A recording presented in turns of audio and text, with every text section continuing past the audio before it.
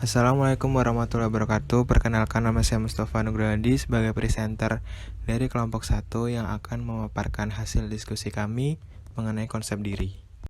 Sebelumnya saya akan memperkenalkan anggota dari kelompok 1. Yang pertama Eriko Muhammad Yudhistira dengan NIM 37, yang kedua Nina Fitriana dengan NIM 47, Mardia Humairah dengan NIM 55, Lutfiana Nur Inayah 66, dan saya sendiri Mustafa Nugrahadi dengan NIM 68.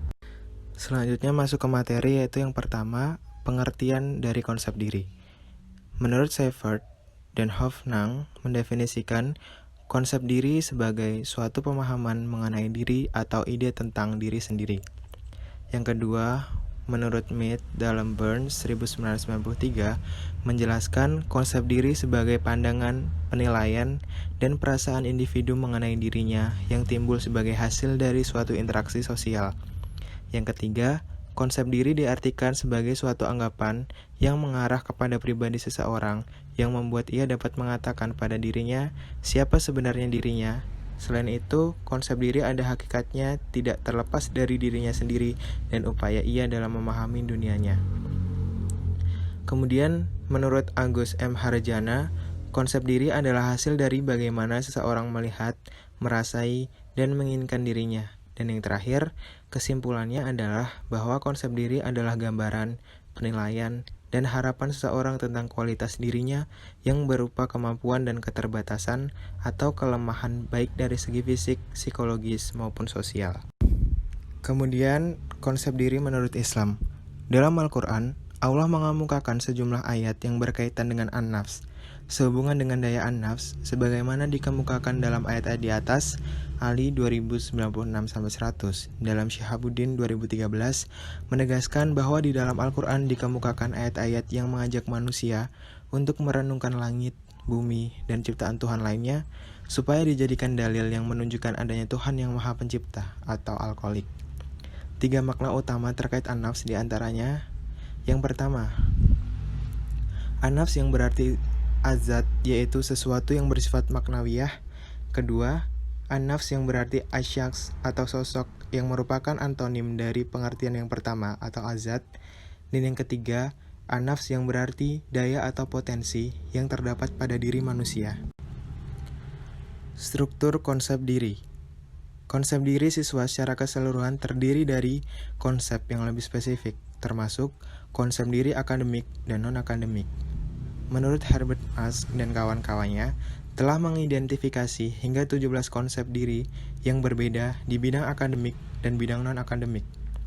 Kemudian, untuk mata pelajaran akademik, konsep diri mencakup baik persepsi, kompetensi, dan pengaruh ataupun sikap. Untuk remaja, konsep diri akademik mereka secara keseluruhan dan konsep diri khusus subjek mereka dapat mempengaruhi keputusan dan motivasi mereka. Konsep diri subjek khusus yang terpisah tidak harus diintegrasikan ke dalam konsep diri keseluruhan. Selanjutnya, aspek konsep diri. Yang pertama adalah, menurut Jalaluddin Rahmat, aspek fisik meliputi penilaian diri seseorang terhadap segala sesuatu yang dimiliki dirinya seperti tubuh, pakaian, dan benda yang dimilikinya. Yang kedua, aspek psikologis mencakup pikiran, perasaan, dan sikap yang dimiliki seseorang terhadap dirinya sendiri. Dan yang terakhir, aspek sosial mencakup bagaimana peran seseorang dalam lingkup peran sosialnya dan penilaian seseorang terhadap peran tersebut. Terdapat beberapa faktor yang mempengaruhi konsep diri. Yang pertama, orang lain. Yang kedua, kelompok. Yang ketiga, pengaruh kelas sosial. Dan yang keempat, pengaruh usia. Kemudian macam-macam konsep diri. Konsep diri yang pertama adalah konsep diri positif, dengan ciri-ciri sebagai berikut. Yang pertama, yakin akan kemampuannya dalam mengatasi masalah. Yang kedua, merasa setara dengan orang lain. Yang ketiga, menerima pujian dengan tanpa rasa malu. Yang keempat, menyadari bahwa setiap orang mempunyai berbagai perasaan, keinginan, dan perilaku yang tidak seluruhnya disetujui masyarakat. Dan yang terakhir, mampu memperbaiki dirinya karena setiap orang sanggup menggunakan aspek kepribadian yang tidak disenangi dan berusaha mengubahnya. Selanjutnya adalah konsep diri negatif, dengan ciri yang pertama, peka terhadap kritik. Yang kedua, responsif terhadap pujian. Yang ketiga, bersikap hiperkritis terhadap orang lain. Yang keempat, cenderung tidak disukai orang. Dan yang terakhir, bersikap pesimis terhadap kompetisi. Kemudian pasti ada pertanyaan dari teman-teman, bagaimana sih konsep diri itu berkembang? Nah, dari jurnal dan buku yang kita baca, konsep diri itu berkembang melalui evaluasi diri yang konstan dalam situasi yang berbeda. Kemudian, siswa yang lebih tua kurang optimis, lebih realistis, dan bahkan sinis. Kemudian yang selanjutnya, dengan pengalaman di sekolah, anak membuat penilaian konsep diri berdasarkan prestasi mereka sendiri. Lalu, saat merasa dewasa, siswa menjadi lebih realistis, tetapi banyak yang tidak menilai secara akurat kemampuan mereka sendiri. Untuk siswa yang lebih tua, perbandingan diri dan lainnya membentuk konsep diri. Kemudian, perkembangan konsep diri tidak mengikuti jalur yang sama di setiap budaya.